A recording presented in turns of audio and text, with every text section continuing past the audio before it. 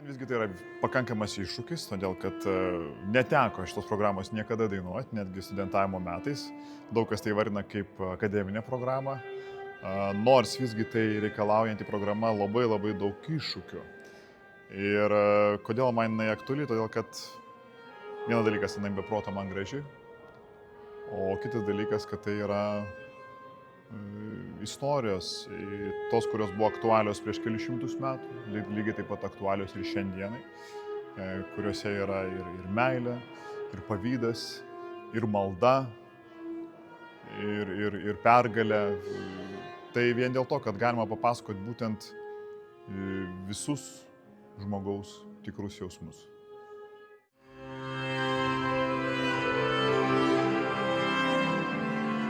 Tai labai daug ką reiškia koncertuoti Lietuvoje, o ypatingai tokioje vietoje kaip Dubingiai, kuriuose aš dar tikrai niekada nebuvau, kad tai yra labai istorinė vieta ir juk mes koncertuosime ir bažnyčioje, ar ne?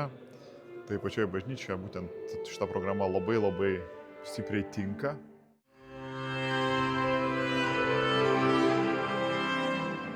Ar dainuoju Dubingiuose, ar dainuoju Leskalo, ar aš dainuoju Miunchene, ar dainuoju Bregenco festivalyje. Man lygiai ta pati scena ir tie patys iššūkiai.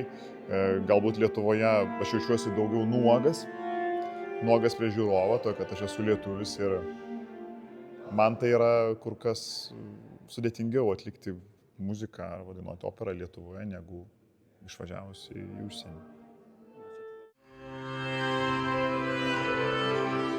Tai visgi, tai ir yra, šitą muziką atspindi, kad tai yra monologas su pačiu savimi ir dialogas su žiūrovu.